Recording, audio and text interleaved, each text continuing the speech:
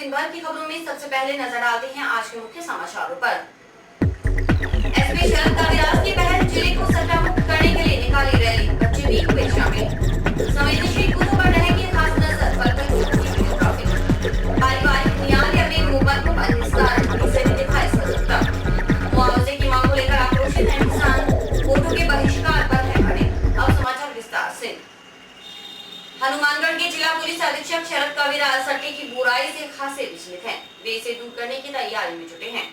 हनुमानगढ़ प्रदेश का पहला जिला है जहां पर सट्टे के खिलाफ पुलिस ने जन जागृति अभियान चलाने का फैसला किया है। इसके तहत शनिवार को शहर की सुरेशिया बस्ती में रैली निकाली गई, जिसमें न सिर्फ पुलिस अधिकारी बल्कि जनप्रतिनिधियों सहित स्कूली बच्चों ने भी भाग लिया।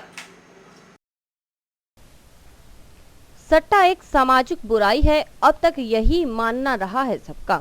हनुमानगढ़ जिले में तकरीबन दर्जन भर आईपीएस अधिकारी सट्टा रोकने में विफल रहने का आरोप झेलते रहे हैं। भारतीय पुलिस सेवा के युवा अधिकारी शरद कविराज भी इससे अछूता नहीं। बताया जा रहा है कि एसपी खुद भी सट्टे को रोकने के लिए गंभीर नजर आए। यहां तक कि सट्टा किंग को पाबंद किया, लेकिन मामला फिट नहीं बैठा। सट्टे का धंधा बदस्तूर जारी रहा। पुलिस में ऊपर से निचले स्तर पर भ्रष्टाचार ने भी उन्हें कई बार विचलित किया होगा। आखिर में उनके पास एक ही विकल्प था कि लोगों को जगाएं, उन्हें हिम्मत दिखाई। जिला कलेक्टर पीसी किशन से चर्चा की। कलेक्टर ने उनके सुर में सुर मिलाते ही हामी भर दी और मामला फिट बैठ गया। शनिवार को जिला मुख्यालय पर इस अनूठे अभियान का आगाज हुआ।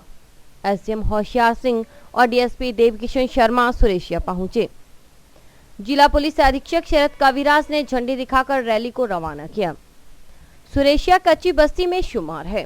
पहले यह बस्ती अन्य असामाजिक गतिविधियों के लिए कुख्यात थी, लेकिन तत्कालीन एसपी एस संगाथिर, श्रीनिवास राव जंगा और विनीता ठाकुर आदि के प्रयासों से बस्ती से गंदगी हटने का क्रम शुरू हुआ।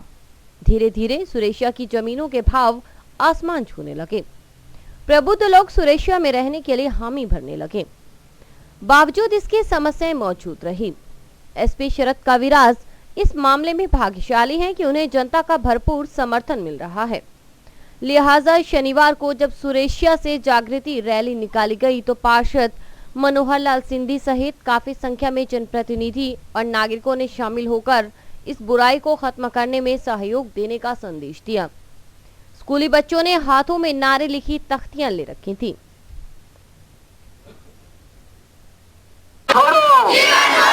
सट्टा को दूर भगाओ, सट्टा को दूर भगाओ, सट्टा को दूर भगाओ, सट्टा को दूर भगाओ।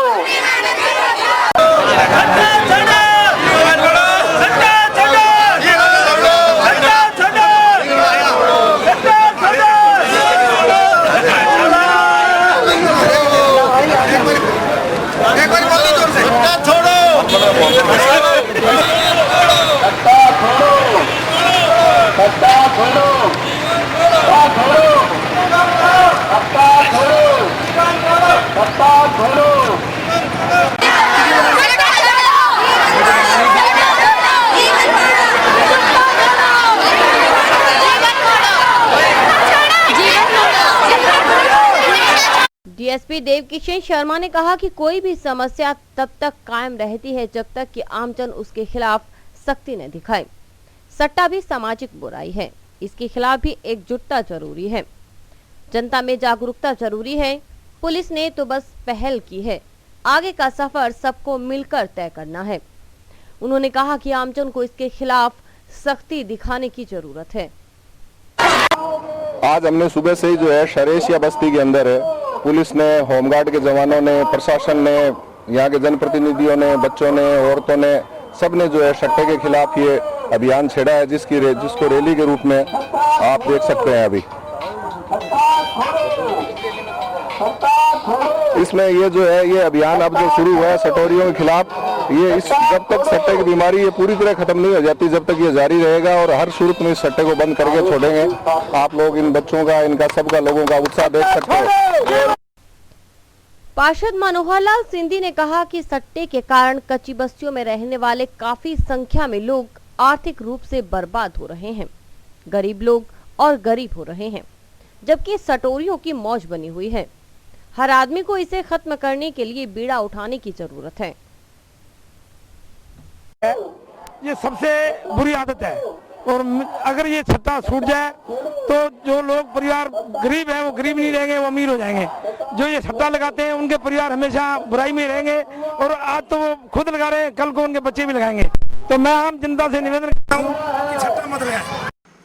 लोकसभा चुनाव की तैयारी के क्रम में शनिवार को कलेक्टर सभागार में वीडियोग्राफी और सुपरवाइजरों को प्रशिक्षण दिया गया। 28 संवेदनशील बूथों पर इन वीडियोग्राफरों की पैनी नजर रहेगी। लोकसभा चुनाव की तैयारी जैसे अंतिम चरण में पहुंच चुकी है। 17 अप्रैल को मतदान की तैयारी पूरी की जा रही है। शनिवार को कलेक्ट्रेट सभागार में वीडियोग्राफरों और सुपरवाइजरों का प्रशिक्षण कैंप लगाया गया। प्रशिक्षक मदनलाल पुरोहित के मुताबिक 28 मतदान केंद्र संवेदनशील हैं, जहां पर वीडियोग्राफरों की पैनी नजर रहेगी। वे हर पल को कैमरे में कैद करेंगे। इस संबंध में उन्हें विस्तृत जानकारी दी गई। आज वीडियोग्राफर और वीडियोग्राफर सुपरवाइजर इन दोनों का प्रशिक्षण जिला कलेक्टर महोदय के निर्देशानुसार एडीएम साहब के नेतृत्व में आज प्रशिक्षण होने जा रहा है, किया गया है। और 28 ऐसे मतदान केंद्र हैं जो क्रिटिकल हैं, जहां पर वीडियोग्राफर और वीडियोग्राफर सुपरवाइजर लगाए गए हैं।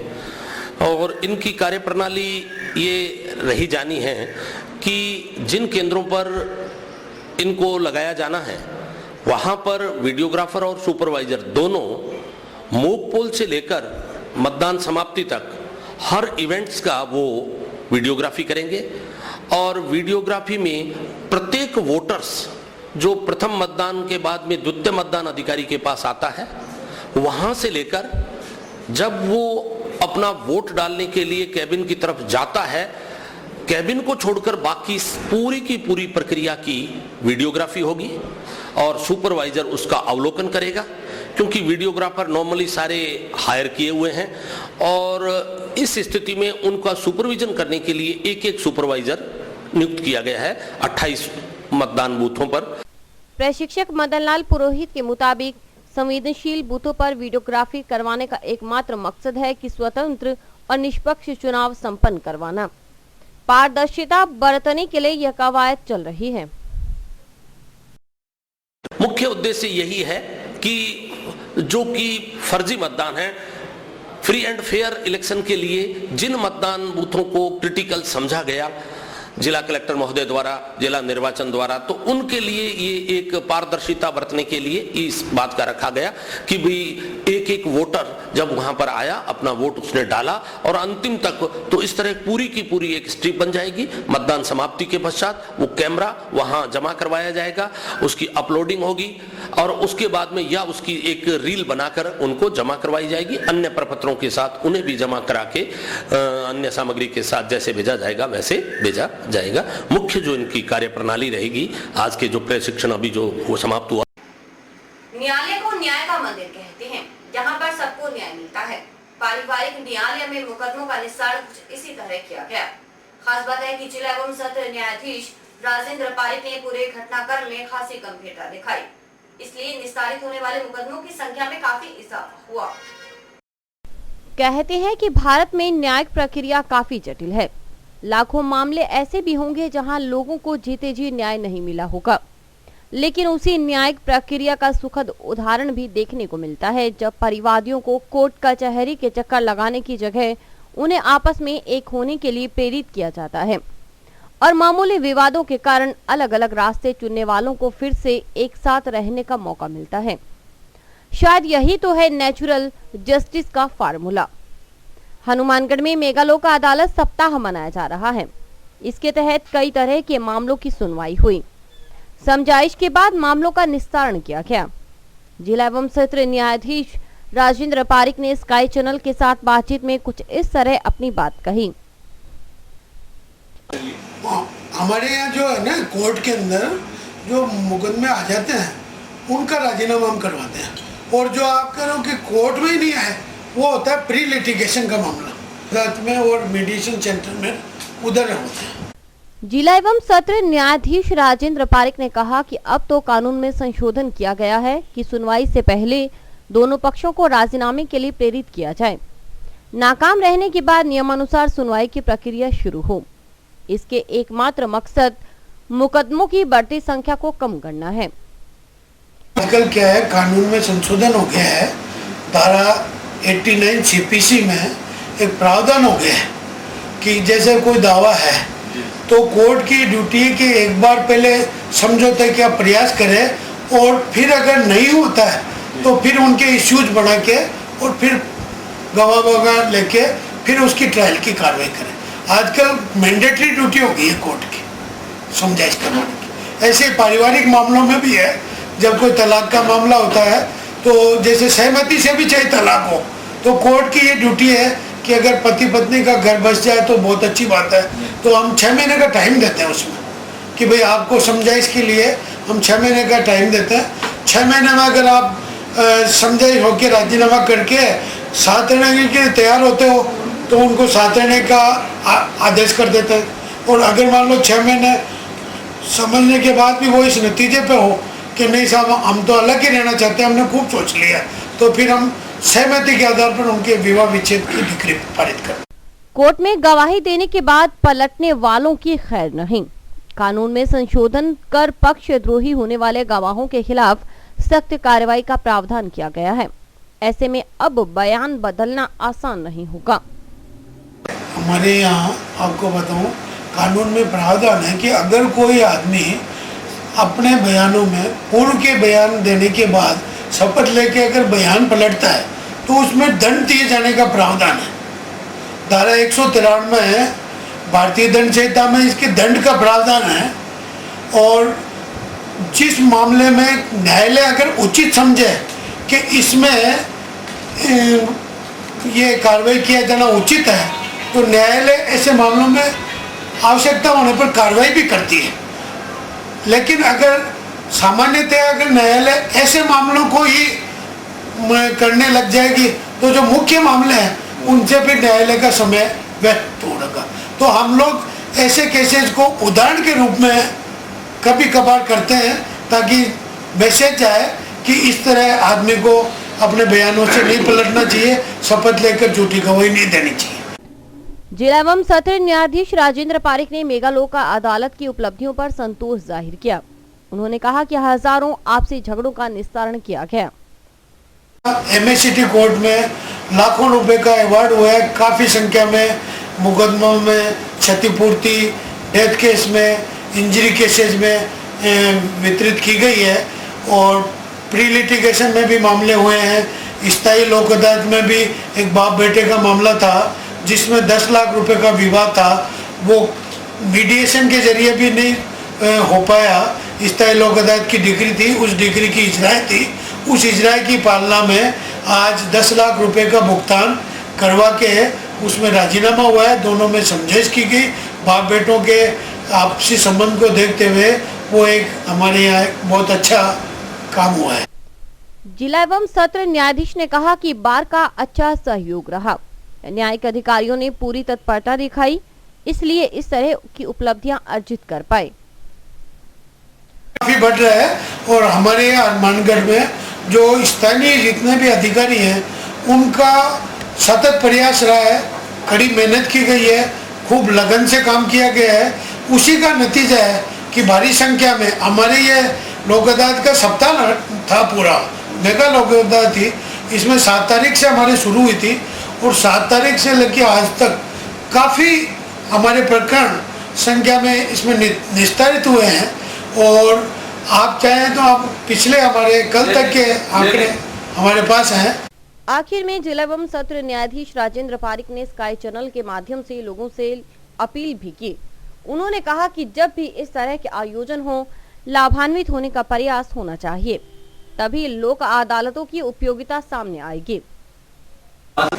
भविष्य में भी आशा करते हैं, मैं आपके चैनल मीडिया के माध्यम से ये निवेदन करना चाहता हूँ कि भविष्य में भी जब भी कभी इस प्रकार की मेगा लोक अदालत, नेशनल लोक अदालत या कोई भी लोक अदालत का आयोजन न्यायालयों द्वारा किया जाए, उसका मीडिया द्वारा अधिक से अधिक प्रचार किया जाए, ताकि पक्षकार जागरूक हों और वो न्यायालयों में आए।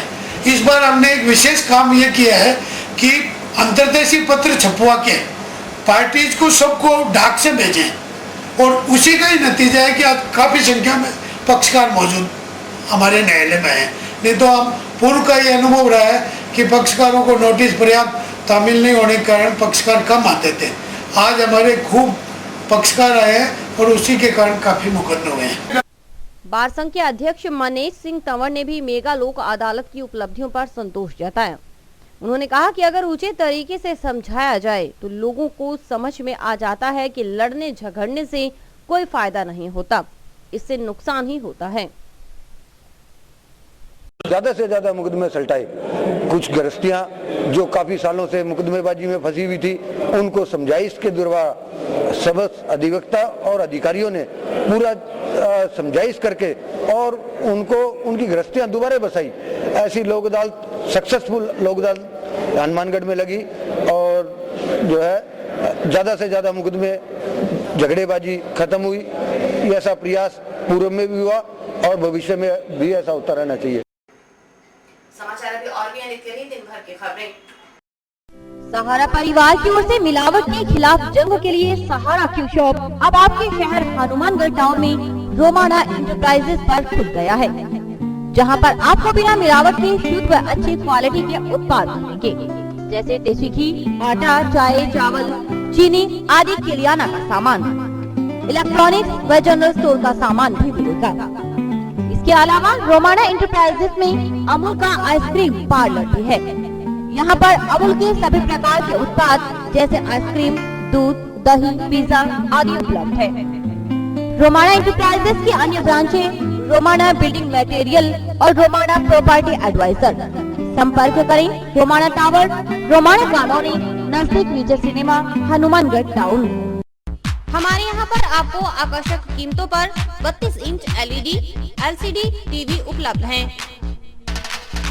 डीजी वर्ल्ड के शोरूम पर आपको आकर्षक brand Videocon, Sansui, Kelvinator, Electrolab, Philips, Panasonic, Kenstar आदि के होम अप्लायंसेस मिलेंगे।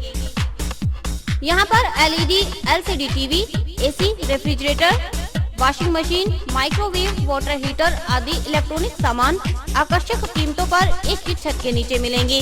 डीजी वर्ल्ड पर मल्टीनेशनल कंपनियों के सभी इलेक्ट्रॉनिक्स आइटम उपलब्ध हैं, जिसमें विशेष रूप में कॉपर वाइंडिंग के AC और हार्ड पैनल की बढ़िया LEDयाँ उपलब्ध हैं। संपर्क करें DG world, town junction road, Vijay cinema के सामने, हनुमानगढ़ क्षेत्र के प्राकृतिक आपदा पीड़ित किसान वोटों के बहिष्कार के निर्णय पर अड़िग हैं। खास बात है कि एक तरफ निर्वाचन आयोग हर वोटर को मतदान के लिए प्रेरित कर रहा है, दूसरी तरफ हजारों किसानों को मनाने की जरूरत किसी को नहीं। लिहाजा पीड़ित किसान गाहे बगाहे वोटों के बहिष्कार की धमकी देते रहते हैं। गांव बहलोल नगर में हुई किसानों की बैठक। प्राकृतिक आपदा से प्रभावित किसानों की बैठक। तकरीबन 100 किसान एक दिवसीय भूख हड़ताल पर बैठे। हर किसान सरकार की उदासीनता से आहत, आंखों में गुस्सा और जुबान पर जैसे आग। संयोजक राजेंद्र सिंह रोमाना, प्रवक्ता सुरेंद्र बेनीवाल और रामेश्वर चांवरिया आदि ने सरकार को जमकर कोसा। उन्हें इस बात का भी अफसोस था कि हनुमानगढ़ में सभा करने आई मुख्यमंत्री ने किसानों के लिए राहत में कोई घोषणा नहीं की, साफ तौर पर अनदेखी की। मंच पर आसीन विधायकों ने भी किसानों की पैरवी नहीं की।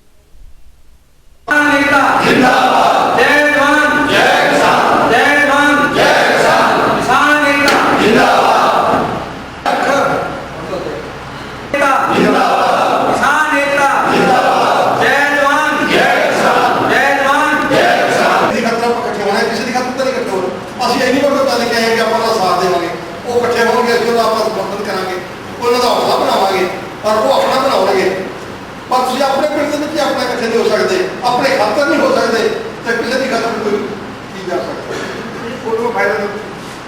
सही है बुला के आए जो पहले तेरे मेरे करके ना जीवे कितने किसी को जाना नहीं जाना होता, या तो जरूर चल, या तो जरूर चल। बड़े अफसोस की गल है मैं हूँ जिंदा हो सकता है उसी को बुला लो उनको भी 2 मिनट बाद सामने काम है जरूरी है, कोई धंधा हो गया वो आ जाएंगे। ਇੱਥੇ ਸਪੀਕਰ ਵਿੱਚ ਬੋਲਦੇ ਵੀ ਪਟਵਾਰੀ ਤੇ ਤਹਿਸੀਲਦਾਰ ਆਏ ਆ ਮੁਆਵਜ਼ਾ ਦੇਣ ਆਏ ਆ। ਮੇਰਾ ਖਿਆਲ ਜਿਹਨੂੰ ਬੁਖਾਰ ਚੜਿਆ ਜਾਂ ਜਿਹੜਾ ਮੰਜੇ ਤੇ ਉੱਠ ਨਹੀਂ ਸਕਦਾ ਮੁੰਡੇ ਗਿਰ ਗਏ ਆ ਕਿ ਉਹ ਫਿਰ ਮੈਂ ਹੀ ਜਾਣਾ ਹੈ ਤਾਂ ਮੈਨੂੰ ਜਾਣ ਦਿਓ। ਮੇਰਾ ਖਿਆਲ ਉਹ ਵੀ ਉੱਠ ਕੇ ਇੱਥੇ ਆ ਪਰ ਜਿਹਨੂੰ ਬੁਖਾਰ ਚੜਿਆ ਉਹ ਵੀ ਇੱਥੇ ਆ ਜਾਊਗਾ। ਤੇ ਅੱਜ ਸਹੀ ਸਲਾਮਤ ਜੋ ਆਪਣਾ ਆਪਣੇ ਮੰਜੇ ਤੇ ਬੈਠੇ ਆ ਆਪਾਂ ਚੱਕਰ ਕੱਢਦੇ ਫਿਰਦੇ ਆ। बड़े अफसोस की गल है। कम से कम 850 कास्ट है जो 4 चक्का 6 चक्का अंदर तो मैं ही कोई पता नहीं था। काल फतेहगढ़ मांगलाल स्वामी शायद आज अखबार में भी आ रहे हैं बात ये घोषणा करी है कि यदि हमारा सर्विस से नहीं करेंगे बिटाव और पटवारी 10 लाख कर्मचारी की पहले घूम के चल गया और जब रिपोर्ट देती फिर गवर्नमेंट फाइनल कर दी। अब यदि पटवारी के बाद में बिटाव आके रिपोर्ट में कैंसिल करे कर्मचारी पर टांग रहे तो कर्मचारी की जरूरत करोड़ों संवेदन है कि मैं कर्मचारी को बचाना चाहता किसान नेता चानन राम ने कहा कि 100% फसलें खराबे के बावजूद सरकार मुआवजा देने में रुचि नहीं दिखा रही। इससे बड़ा दुर्भाग्य क्या होगा। किसानों ने कहा कि अगर सुनवाई नहीं हुई तो उन्हें मजबूरन आत्महत्या जैसे कठोर फैसले भी लेने होंगे। 27 तारीख को ओलावृष्टि को जो नुकसान होया हमारे बहुत ज़्यादा नुकसान होया है। 100 को 100% ही होया है। बे जदू लाग रहा कभी मैं शेरगढ़ धरना दिया है, कभी हनुमानगढ़ है, कभी कमाना पर है, रोड जाम करियो है। आज तक कोई हमारी सुनाई इकट्ठी हुई को नहीं। इस वास्ते ही मैं सरकार हूँ बार बार मांगन लग रहा। आ भी बात है कहने लग रहा अगर हमारी सुनाई नहीं हुई तो मैं आगे भी और कुछ भी धरना प्रदर्शन करांगा, रुका कोनी नहीं। और मैं आत्महत्या कभी करने तैयार है। इस हिसाब का हमारा सगे लोग जुड़ रहे हैं, सारा का सारा मैं तैयार हाँ। ये वास्ते हमारी के सरकार निवेदन है भी हमारी सुनवाई करे। हमारा जो मुआवजो है पूरी की पूरी जमीन को जो किला वाइज को जो है मुआवजो मिलना चाहिए। अब वो सिस्टम बनाया गया अभी 8 बीघा को जो मुआवजो है और 2 मरबा जगह का जमीन है और 2 मरबा पर गड़ा पड़ गया, दूसरा पर किसी चादर तानेड़ी तो मैंने पूरे को पूरे 2 मरबा को जो है किला वाइज के हिसाब में मैंने मुआवजो मिलना चाहिए। किसानों ने कहा कि वे वोटों के बहिष्कार संबंधी अपने पूर्व में लिए फैसलों पर कायम हैं। इसमें किसी प्रकार के संशोधन की कोई संभावना नहीं। जब सरकार को हमारे वोटों की परवाह नहीं तो फिर हमें भी संवेदनहीन नेताओं को वोट देने का कोई मन नहीं है। इलेक्शन आने लग रहा है 17 तारीख को, मैं वोटों को बहिष्कार करांगा। मैं वोट किसी पार्टी ने भी कौन डाला। किसानों ने कहा कि प्रशासन की ओर से जिस तरह खराबे की सूची चस्पा की गई है वह विश्वसनीय नहीं। यूं तो किसानों को 200 रुपए प्रति बीघा भी मुआवजा नहीं मिल पाएगा। किसान तो बर्बाद हो जाएंगे। ऐसे में वे गांव में अफसरों को घुसने नहीं देंगे। नगर पंचायत में कम से कम 100 लोग धरने पे बैठे हैं। जब से अपने 24 तारीख को हमारे एरिया में गड़े पड़े हैं, 100% नुकसान हुआ है उनका। तो हमने धरना प्रदर्शन सभी भाइयों ने किया है तो सरकार ने हमें कोई सुनवाई नहीं की है। और ये यहाँ सूची चस्पा दी है। जिस भाई के मान लो 2 मरबा जमीन नाम है उसको 2 एकड़ के हिसाब से 18,000 रुपए प्रति हेक्टर का 9,000 रुपए किया है। तो इस हिसाब से लगा लो 200 रुपए बीघा पर नहीं पड़ता है। तो हम ये दावा करता है कि जब अब लोकसभा चुनाव अब आने वाले अपने तो चुनाव का बहिष्कार करेंगे। हम यहाँ कोई अधिकारी को नहीं आने देंगे, वोट डालने नहीं देंगे, ना यहाँ मशीनें आने देंगे। और भी आगे हम संघर्ष तेज करेंगे जिसके लिए हमें कुछ भी मान लो कि हद से गुजरना पड़े। मतदाताओं को जागरूक करने के लिए निर्वाचन विभाग के निर्देशानुसार रेनबो सप्ताह मनाया जा रहा है। इसके तहत आज गांव कोहला में जागरूकता रैली निकाली गई और मतदान के लिए प्रेरित किया गया। जागरूक मतदाता लोकतंत्र में अहम भूमिका निभाता है। इसके लिए मतदाताओं का जागरूक होना आवश्यक है, जिसके लिए रेनबो सप्ताह मनाया जा रहा है। रेनबो सप्ताह के तहत कोहला के राजकीय विद्यालय से रैली निकाली गई। बच्चों ने हाथों में नारे लिखी तख्तियां लेकर मतदाताओं को जागरूक करने का प्रयास किया। स्कूली बच्चों ने ग्रामीणों को मतदान के लिए प्रेरित किया। रेनबो सप्ताह के तहत मैराथन दौड़, संकल्प दिवस आदि के जरिए मतदाताओं को जागरूक किया जाएगा।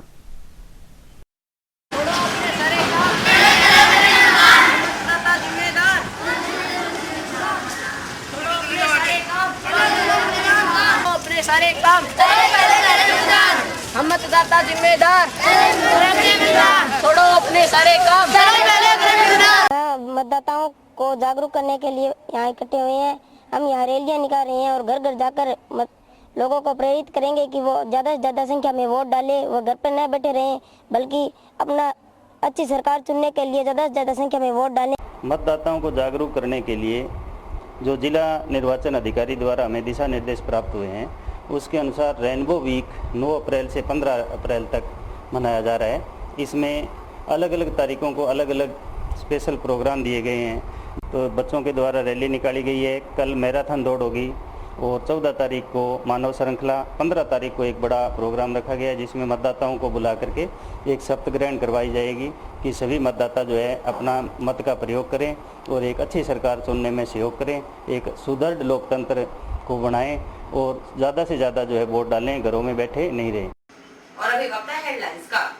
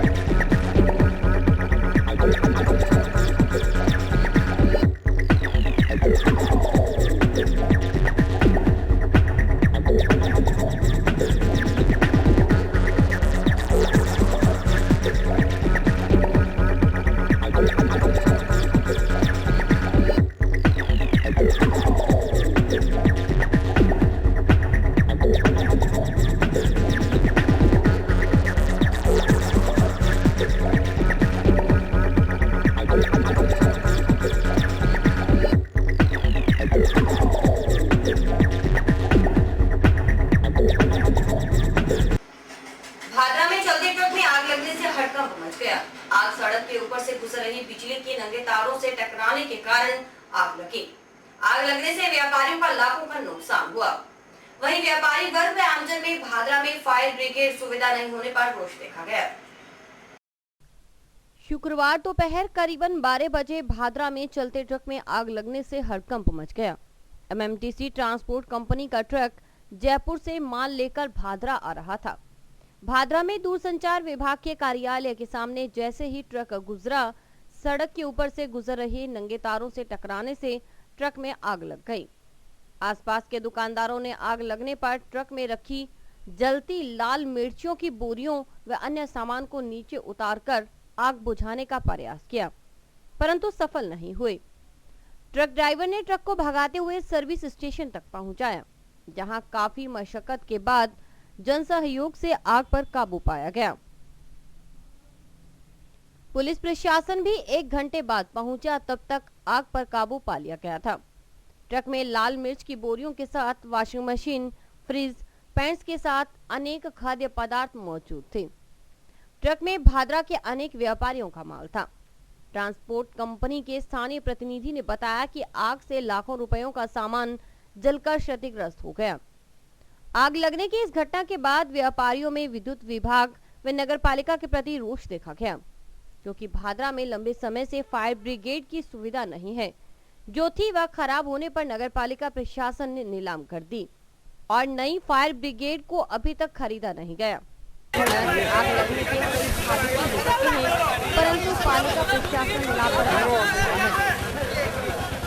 हमने बिजली के जो पोल लाइट के तार हैं वो इतने नीचे हैं कि अभी थोड़ी देर पहले यहाँ मिर्चों से भरा हुआ ट्रक निकला, जो ट्रांसपोर्ट की गाड़ी थी, उसके भिड़ने से उस गाड़ी में आग लग गई और तारों के जॉइंट खुले थे। बिजली बोर्ड की इसमें पूरी लापरवाही नज़र आ रही है। उस गाड़ी में आग लगने से यहाँ कोई फायर ब्रिगेड का साधन नहीं होने से उसमें आग नहीं बुझाया जा सकी। लोगों ने मिलके उससे बोरियां नीचे डाली और उसके बाद में उसको सर्विस स्टेशन पे लेके गए। वहाँ उसकी आग बुझाई गई। पुलिस को सूचना दी गई तो पुलिस भी करीब 1 घंटे बाद में पहुंची। तो पुलिस की भी इसमें कहीं न कहीं लापरवाही है। बिजली बोर्ड की तो लापरवाही है ही। उस गाड़ी में लाखों रुपए का नुकसान व्यापारियों को हो गया, ट्रांसपोर्ट कंपनी को हो गया। उसका जिम्मेवार कौन है? या बिजली बोर्ड है या यहाँ का प्रशासन है। और इसी के साथ समाचार समाप्त हुए। तो देखते रहिए समाचार। नमस्कार।